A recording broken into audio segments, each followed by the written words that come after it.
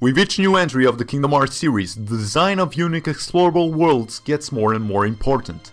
Whether we're talking about brand new worlds or a revamped version of familiar ones, it's undeniable that the creation process becomes even more crucial. In fact, this can clearly be seen in the most recent Kingdom Hearts 3 trailer that was presented back at E3 2015.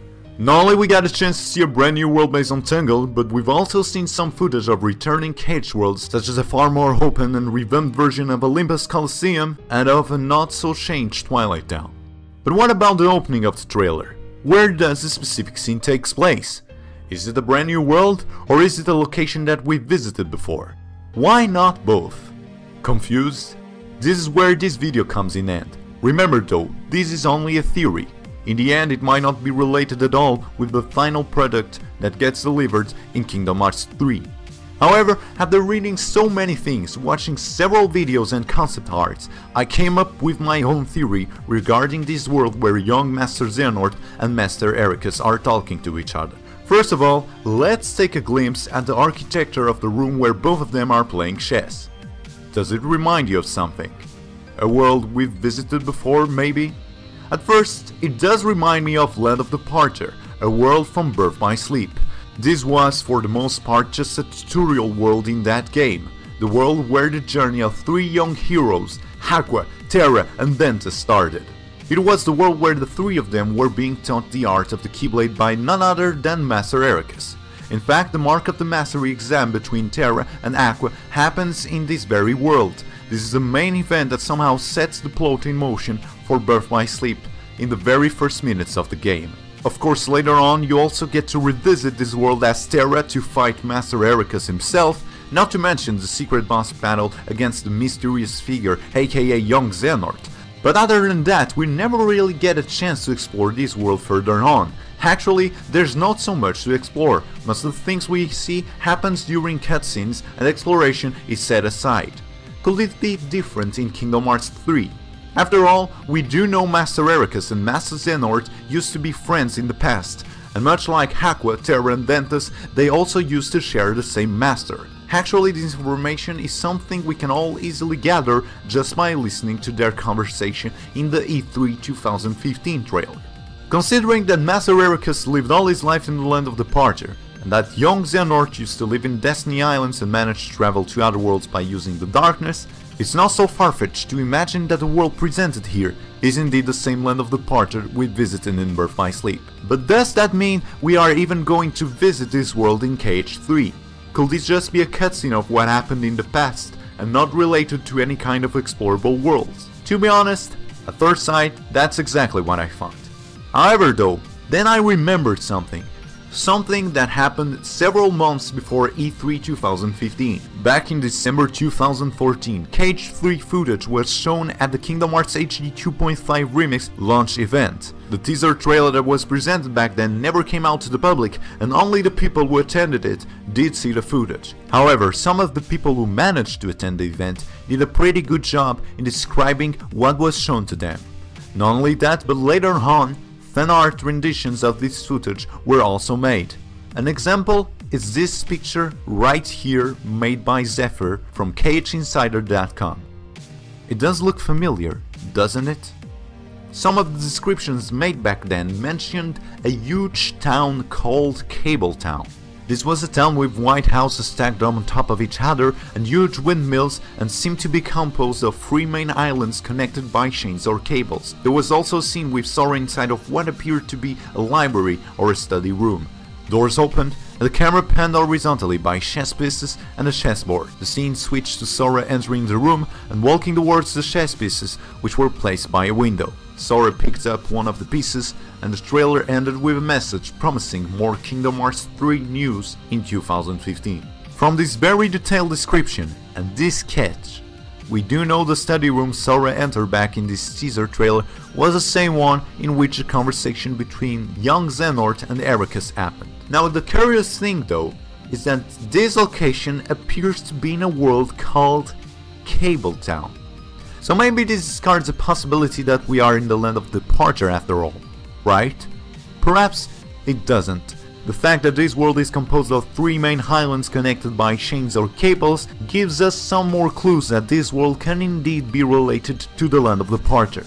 Just like the chessboard room, someone else tried to recreate Cabletown. This time they didn't use a sketch though, but Minecraft. This map of Minecraft is similar to what was presented back at 2.5 HD Remix launch event. Comparing this to some official artwork of the land of the Parter, we can clearly see the similarities. Besides, considering that KH3 is the final chapter of the Xehanort saga, it makes a lot of sense that we get to explore the world in which Xehanort and Eraqus grew up to become the masters we know today. But at the same time, there's something missing. How can Sora be exploring the land of the Parter? Didn't this world fall into darkness after Master Xehanort controlled Terra to defeat Master Eraqus? Not to mention that Aqua used Eraqus Keyblade to transform this place into what is now Castle Oblivion. Besides, even though both Cabletown and Land of the Parter seem similar, why are there 3 floating islands? Why does this new world seem so much bigger than the original Land of the Parter? Could this be a completely different world after all? This is the exact reason that made me think a little bit, and from there I tried to come up with a plausible explanation. Now, we all know that Master Eraqus gave his Keyblade to Aqua. He told her to lock the land of the Parter from the darkness using it, and ultimately transforming this location into what we know today as Castle Oblivion. But how did he know that his Keyblade could hold such kind of power? My theory is that he had to use his Keyblade in a similar way before, in order to protect his own world. What I mean is that Cabletown could in fact be a previous form of Land of the Parter, just like Hollow Bastion used to be Radiant Garden. But how could this world suffer such kind of transformation? The answer lies in the most recent trailer we saw at E3 2015. In the trailer we can clearly see that young Xehanort seeks to get his hands on the Keyblade of his older self. Just like we saw in the recoded theater mode of 2.5 Remix, we know that this Keyblade is one of the most ancient ones, and might even be related to the foretellers from Kingdom Hearts Key. Due to all the events that happened in Dream Drop Distance, young Xehanort is well aware that he needs this Keyblade to become the powerful master we all know. That's why he mentions, the future is already been written. I do think young Xehanort will ultimately fight against his own master and even his friend young Eraqus. This fight could even be the reason behind the scars of Master Eraqus' face, which are very similar to the ones that Braig has and were caused by the power of darkness. The clash will be so intense that the very structure of Cabletown will be affected somehow. As this world almost falls into darkness, and to prevent further damage, young Eraqus, or even his master, will use the Keyblade we know as the Keyblade of Master Eraqus and transform what is left of this location into what we know as Land of the Parter. Okay, so now we have a plausible explanation of how Cabletown and Land of the Parter could indeed be the same world. This all makes sense somehow. But still, how did Sora get in the previous form of this world in the 2.5 Remix launch event trailer? Shouldn't he be visiting Castle Oblivion instead? Taking all these details in consideration, 2 theories came to mind. Whether we're talking about some kind of time travel system, similar to what we saw in Dream Drop Distance, or maybe we're looking at a reversion mechanism that involves Master Eraqus Keyblade. Let's take a look at the time travel theory first. If you remember, in Dream Drop Distance during the Mark of Mastery exam, Master Yensid sends both Sora and Riku to the worlds of sleep. According to Yensid, these sleeping worlds fell into darkness but were not fully revived following the defeat of Ansem's Seeker of Darkness. Considering that Cabletown fell into darkness after Xehanort's attack, and that Castle Oblivion is a world that resides in the edge of darkness, maybe this world could also fall into the sleeping world category. A lot of you might be thinking that it doesn't really make sense, because this whole dream/time travel thing would imply that Sora becomes younger again, the same way he and Riku did back in Dream Drop Distance. And therefore he couldn't be wearing his KH2 attire in Cabletown, such as what was shown in the 2.5 Remix launch event trailer. However, you are missing something.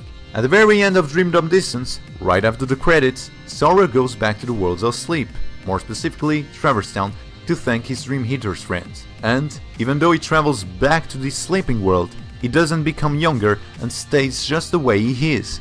he could even be seen wearing his Kingdom Hearts 2 outfit. So, to some extent, it is possible for him to travel back to Cabletown with the aid of Master Yensid. But why send him back to the original form of this world instead of Castle Oblivion or even Land of Departure? My guess is that Master Yensid could want to seek the true reason behind young Xehanort's attack and Cabletown destruction to get a lead in what to do next.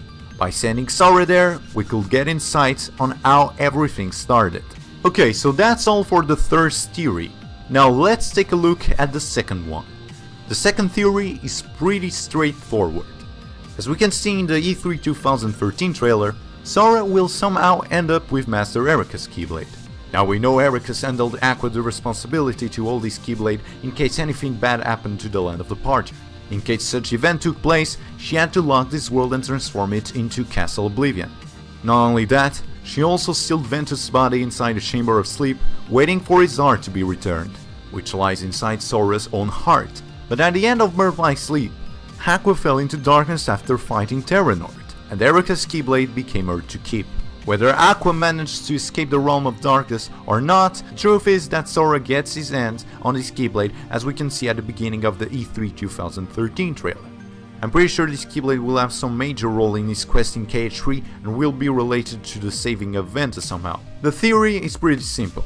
By using the same power Aqua used before, when Sora will indeed save Ventus, he will also save Castle Oblivion, and therefore this place will return to its original form, in this case, Cabletown. From there on, this world will be fully explorable. As you can see, this theory seems to be more predictable and perhaps easier to understand since it doesn't rely on any kind of time travels. But what if both theories were indeed connected? What if Sora did travel back in time to visit Cabletown and later on restore Castle Oblivion in the present? Sora does indeed get Master Eraqus Keyblade, but he has no clue in how to use its true power. If Aqua is still inside the realm of darkness, who could teach him how to use this Keyblade? That's right, it could also be that Sora is sent there by Yensid in order to know how to unlock the Chamber of Sleep and restore Castle Oblivion with this Keyblade. I told you that I think that Eraqus used it in the past when Land of Departure was still Cabletown, and in my opinion there will be no better way for Sora to learn how to revert the whole situation than being a spectator of the whole process. By knowing so many important events happened back in this world, this could be another reason to add to the list of Yensid time travel interests. To summarize this third theory, let's go through it again step by step. Step number 1. Sora gets Master Eraqus Keyblade but doesn't know how to use its true power. Step number 2. Yensid knows the answer lies in Cabletown and sends Sora there to presentiate not only the chaos provoked by young Xehanort stealing the Foreteller's Keyblade, but also to learn how to use Master Eraqus Keyblade true power. Step number 3. Sora learns this power in the past and gets back to the present and uses Keyblade to save Ventus and restore Castle Oblivion back to Cabletown.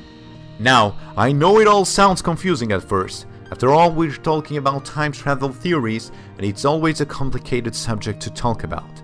But overall, I think all the theories I mentioned could make sense somehow. Not only in terms of KH storyline, but also to explain how come the world that was presented back at the 2.5 Remix launch event under the name of Cabletown be indeed none other but the same than Land of Departure. As I stated before though, these are only theories.